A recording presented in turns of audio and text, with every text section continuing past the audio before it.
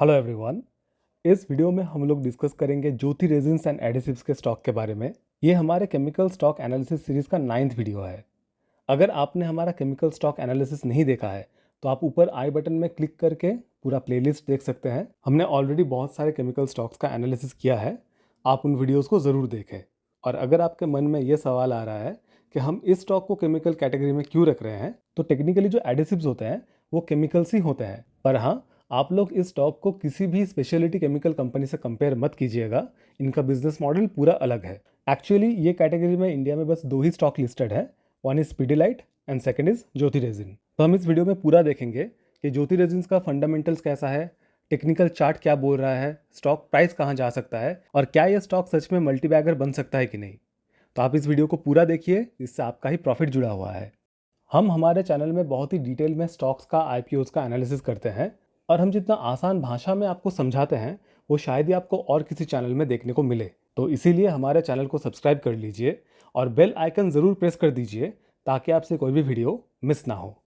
तो चलिए शुरू करते हैं आज का वीडियो और पहले देख लेते हैं कि ज्योति रेजिन्स का बिजनेस मॉडल क्या है, कंपनी करती क्या है। मोस्टली आप सबको नाम से ही पता चल गया होगा कि कंपनी एडिसिव्स बनाती है, पर फिर भी हम शॉर्ट में थोड़ा सा डिस्कशन कर लेते हैं। तो यहाँ पे हम पढ़ सकते हैं कि ये company various types of wood adhesives बनाती है जो बेसिकली व्हाइट ग्लू होता है। जैसे कि पीडीलाइट का फेविकॉल है, वैसे इस कंपनी का यूरो 7000 नाम का प्रोडक्ट है और ये प्रोडक्ट इन्होंने 2006 में लॉन्च किया था। यूरो 7000 जो है वो इंडिया का second largest selling wood adhesive है in the retail segment. Company के पास गुजरात में 30 to 35% मार्केट शेयर है, 30% राजस्थान में मार्केट शेयर है और महाराष्ट्र में 20% मार्केट शेयर है। ये कंपनी अपना रॉ मटेरियल्स जो है वो इंपोर्ट करती है और फिर उसको प्रोसेस करके व्हाइट ग्लू बनाती है। इनके प्रोडक्ट्स 500 ग्राम से लेके 70 केजी तक के पैकेज में आते हैं। इनके प्रोडक्ट्स में सेवरल फीचर्स होते हैं जैसे कि anti termite, waterproof, fast drying, wider coverage, fungal resistance, heat resistance, weather proof, high fixing strength, cold and hot press applications और इसके साथ multipurpose uses for wood, PVC and acrylic. हमारे area में Euro 7000 का प्रोडक्ट नहीं मिलता है। अगर आपके एरिया में यूरो 7000 मिलता है और आपने यूज़ किया है तो आप हमको कमेंट्स में ज़रूर बताइएगा कि प्रोडक्ट का क्वालिटी कैसा है, स्पेशली कंपेयर्ड टू फेविकॉल। हमने अपने तरफ से पर्सनली कुछ कुछ लोगों को पूछा था जिनके एरिया में यूरो 7000 मिलता है, तो उन्होंने प्रोडक्ट का रिव्यू अच्छा दिया था। कंपनी का मैन्युफैक्चरिंग फैसिलिटी अहमदाबाद में है और इस कंपनी का प्रोडक्ट करेंटली इंडिया में 14 स्टेट्स में मिलता है। तो देखा जाए तो अभी तक पूरे इंडिया में इनका प्रोडक्ट्स नहीं मिलता है। ये अच्छी बात है या बुरी बात है, इसके बारे में हम वीडियो के एंड में डिस्कस करेंगे। कंपनी का जो सेल्स है वो मेनली गुजरात, मध्य प्रदेश, राजस्थान, महाराष्ट्र, कर्नाटका एंड तेलंगाना से आता है। फिनेंशियल ईयर 23 में इस कंपनी ने न्यू दिल्ली और उत्तर प्रदेश में भी एंट्री लिया है।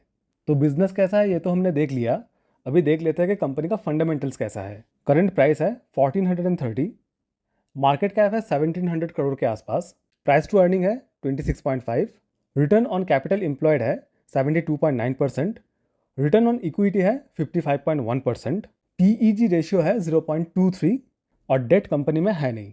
तो एक बहुत ही अच्छी बात है कि एक स्मॉल कैप कंपनी होने के बावजूद कंपनी में डेट नहीं है। पीईजी रेशियो के हिसाब से कंपनी बहुत ही ज़्यादा अंडर वैल्यूड है। फॉर योर रेफरेंस हम बता दें कि पीईजी रेशियो अगर 1 हो तो कंपनी को हम फेयरली वैल्यूड मानते हैं। स्टॉक का आरओसीई और आरओई बहुत ही खतरनाक है। इतना बढ़िया आरओसीई और आरओई बहुत ही कम देखने के लिए मिलता है। अभी अगर हम स्टॉक का ग्रोथ देखें तो 3 साल में सेल्स ग्रोथ 52.6% है, 5 साल में 37.1% है, ईपीएस ग्रोथ 3 साल में 80.6% है और 5 साल में 113% है। तो सेल्स ग्रोथ भी बहुत ही खतरनाक है कंपनी में। इतना बढ़िया ग्रोथ हमको नॉर्मली देखने के लिए नहीं मिलता है। इस स्टॉक का आरओई ग्रोथ सब बहुत ही बढ़िया है, especially compare to its price to earnings. इतना बढ़िया ग्रोथ और आरओई हमको बहुत ही कम देखने के लिए मिलता है, वो भी इतने कम प्राइस टू अर्निंग रेशियो में। स्टॉक का ऑपरेटिंग प्रॉफिट मार्जिन 5 साल में 15.9% है। ये हमको उतना बढ़िया देखने के लिए नहीं मिल रहा है, बट रिसेंट टाइम्स में स्टॉक का ऑपरेटिंग प्रॉफिट मार्जिन बढ़ा है, जो हम थोड़ी देर बाद ही डिस्कस करेंगे। स्टॉक का मीडियन पीई है 26.1, मतलब ये स्टॉक अभी अपने मीडियन पीई के आसपास ही चल रही है। अभी अगर हम लोग क्वार्टरली रिजल्ट देखें तो ऑलमोस्ट लास्ट 1.5 साल से स्टॉक के सेल्स में कोई भी ग्रोथ देखने के लिए नहीं मिल रहा है, but in the same time period stock का नेट प्रॉफिट और ईपीएस बहुत ही अच्छी तरीके से बढ़ा है। इसके पीछे का रीज़न है कि स्टॉक का ऑपरेटिंग प्रॉफिट मार्जिन बहुत बड़ा है। एक टाइम पे जहाँ पे ऑपरेटिंग प्रॉफिट मार्जिन 7% के आसपास हुआ करता था, वही लास्ट 4 क्वार्टर से स्टॉक का प्रॉफिट मार्जिन 30% के ऊपर चल रहा है। तो इसीलिए सेल्स ज़्यादा ना बढ़ने के बावजूद हमको नेट प्रॉफिट और ईपीएस में बहुत अच्छा ग्रोथ देखने के लिए मिल रहा है। बट इसका एक बहुत बड़ा डाउन साइड भी है, जिसके बारे में हम वीडियो के एंड में बात करेंगे। अभी अगर हम लोग कंपनी का ईयरली रिजल्ट्स देखें तो सेल्स जो है वो कंटिन्यूसली बढ़ रहा है, बट लास्ट फाइनेंशियल ईयर का जो सेल्स है वो प्रीवियस फाइनेंशियल ईयर के सेल्स को अभी तक क्रॉस नहीं किया है। तो हमको क्वार्टर 4 के रिजल्ट के ऊपर थोड़ा ध्यान रखना होगा और देखना होगा करंट फाइनेंशियल ईयर का जो सेल्स है वो प्रीवियस फाइनेंशियल ईयर के सेल्स को सरपास करती है कि नहीं। स्टॉक का नेट प्रॉफिट और ईपीएस पिछले कुछ सालों से बहुत अच्छी तरीके से बढ़ा है। करंट फाइनेंशियल ईयर में अगर सेल्स ना भी बढ़ा हो फिर भी नेट प्रॉफिट और ईपीएस ऑलमोस्ट 1.5 टाइम्स हो गए हैं। इसके पीछे का रीज़न भी वही सेम है, ऑपरेटिंग प्रॉफिट मार्जिन जो लास्ट फाइनेंशियल ईयर में था 23% और करंट फाइनेंशियल ईयर में चल रहा है 33%। अभी अगर हम स्टॉक का कंपाउंडेड ग्रोथ देखें तो 10 साल में सेल्स ग्रोथ है 38%, प्रॉफिट ग्रोथ है 56%, स्टॉक प्राइस सीएजीआर है 86%। 5 साल में सेल्स ग्रोथ है 37%, प्रॉफिट ग्रोथ है 113% एंड स्टॉक प्राइस सीएजीआर है 110%। 3 साल में सेल्स ग्रोथ है 53%, प्रॉफिट ग्रोथ है 81% एंड स्टॉक प्राइस सीएजीआर है 101%।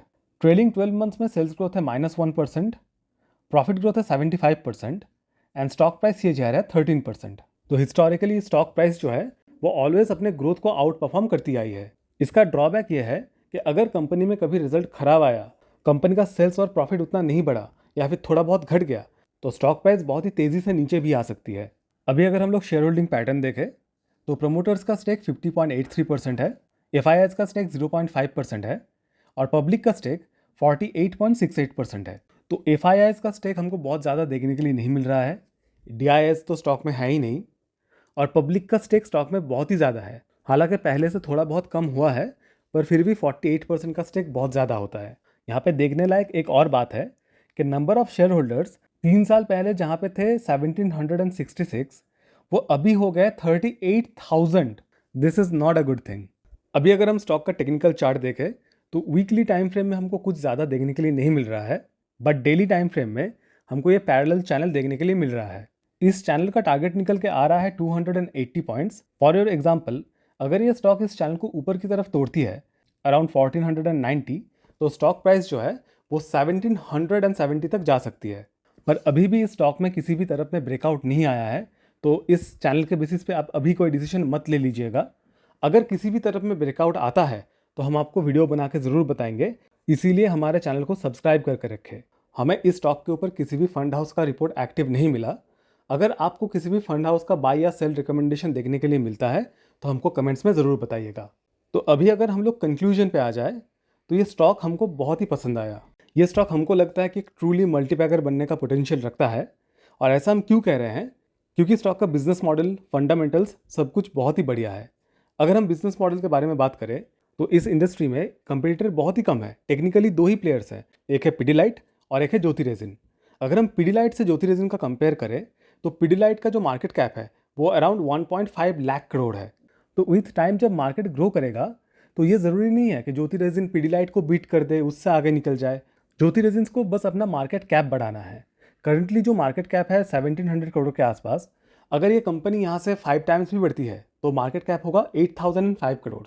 आप हमको कमेंट्स में बताइए कि क्या आपको ये मार्केट कैप बहुत ज़्यादा लगती है? हमें तो नहीं लगती है। हमें लगता है कि ये कंपनी का 5 to 10 टाइम्स बढ़ना बहुत बड़ी बात नहीं होनी चाहिए। अगर ये कंपनी अच्छी तरीके से एक्सपांड करती है और अपना सेल्स ग्रोथ मेंटेन रखती है तो स्टॉक का फंडामेंटल तो मतलब क्या ही बोले, बहुत ही बढ़िया है। ड्रीम फंडामेंटल्स है स्टॉक के। इस टाइप के फंडामेंटल्स वाले कंपनीज बहुत ही कम मिलते हैं और ओवरऑल इसी वजह से हमको ये कंपनी इतना पसंद आ रहा है। बट विथ पॉजिटिव पॉइंट्स, एक बहुत बड़ा नेगेटिव पॉइंट भी है स्टॉक में। अगर आप इस स्टॉक में इन्वेस्टेड हैं या फिर इन्वेस्ट करना चाहते हैं तो वो नेगेटिव पॉइंट भी आपको जान के रखना चाहिए, दैट इज़ सेल्स ग्रोथ। जैसा कि हमने क्वार्टरली रिजल्ट्स में देखा कि स्टॉक का सेल्स ग्रोथ लास्ट 1.5-2 साल में उतना अच्छा नहीं आया है। टेक्निकली एक ही रेंज में घूम रहा है 60 करोड़ के आसपास। और कंपनी का जो भी प्राइस एप्रिसिएशन हुआ है वो मोस्टली इसके ईपीएस के बेस पे हुआ है। क्योंकि कंपनी का ऑपरेटिंग प्रॉफिट मार्जिन बढ़ा है इसीलिए स्टॉक का प्रॉफिट बढ़ा है और ईपीएस में ग्रोथ आया है। बट अगर स्टॉक का सेल्स नहीं बढ़ता है और कभी जाकर ऑपरेटिंग प्रॉफिट मार्जिन नीचे आ जाता है तो स्टॉक का जो प्रॉफिट और ईपीएस है उसमें बहुत बड़ा डेंट आ सकता है और जिसकी वजह से स्टॉक प्राइस काफ़ी नीचे आ सकता है। और ऑपरेटिंग प्रॉफिट मार्जिन फ्लक्चुएट कर सकता है। इसका रीज़न है कि जैसा कि हम कंपनी के बिजनेस मॉडल में देखे थे कि कंपनी अपना जो रॉ मटेरियल है ये इंपोर्ट करती है। तो मान लीजिए कोई इंपोर्ट ड्यूटी बढ़ गया या फिर जिन कंट्रीज से ये कंपनी इंपोर्ट करती है अगर उन्होंने प्राइसेस बढ़ा दिए तो इनके ऑपरेटिंग प्रॉफिट मार्जिन नीचे आ सकते हैं। तो इसके लिए हमको कॉशियस रहना होगा। अगर हम इन्वेस्टेड हैं हमको इस कंपनी को कंटिन्यूअसली मॉनिटर करना पड़ेगा। अभी अगर आप हमसे पूछेंगे कि कंपनी लेना चाहिए कि नहीं, तो हम हमारा एग्जाम्पल देकर बताना चाहेंगे कि अगर हम लोग इस स्टॉक में इन्वेस्टेड होते, डजेंट मैटर प्रॉफिट में होते या लॉस में होते, हम इस कंपनी को अभी होल्ड करते और थोड़ा लॉन्ग टर्म का व्यू लेके चलते, अराउंड 5 to 10 ईयर्स। अगर बीच में कोई ख़राब न्यूज़ आता है या फिर हमको कंपनी में क्वार्टर आफ्टर क्वार्टर ग्रोथ देखने के लिए नहीं मिलता है, तब जाके हम सोचेंगे कि कंपनी में क्या करना चाहिए, बने रहना चाहिए या एग्जिट लेना चाहिए।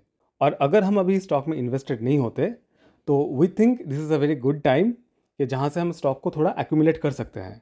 अगर हमको स्टॉक करंट लेवल से कभी भी थोड़ा नीचे मिलता है तो हम इसको थोड़ा थोड़ा करके एक्यूमुलेट कर सकते हैं। बट अगर कोई इंसान वॉलेटिलिटी से डरता है तो उनको इस स्टॉक से दूर रहना चाहिए, क्योंकि ये एक स्मॉल कैप कंपनी है और स्मॉल कैप कंपनीज में अगर थोड़ा भी कोई न्यूज़ आया, ग्रोथ थोड़ा ऊपर नीचे आया, तो स्टॉक प्राइस बहुत ज़्यादा फ्लक्चुएट कर सकता है। तो अगर आपको वॉलेटिलिटी पसंद नहीं है तो आप इस स्टॉक से दूर रहिए। अगर आप किसी कंपनी से डबल, ट्रिपल या 5 टाइम्स रिटर्न एक्सपेक्ट कर रहे हैं तो आप में इतना गट्स भी होना चाहिए कि आप उस कंपनी को 50% नीचे भी देख सके। यहाँ पे डिस्क्लेमर रहेगा कि हम लोग सेबी रजिस्टर्ड नहीं हैं, तो हमारा बात मान के आप कोई भी बाइंग या सेलिंग डिसीजन ना ले किसी भी स्टॉक में।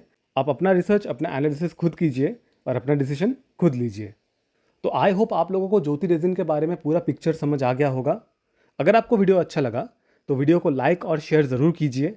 अगर आपका कोई भी क्वेश्चन है तो हमको कमेंट्स में ज़रूर पूछिए, हम सबको आंसर करते हैं।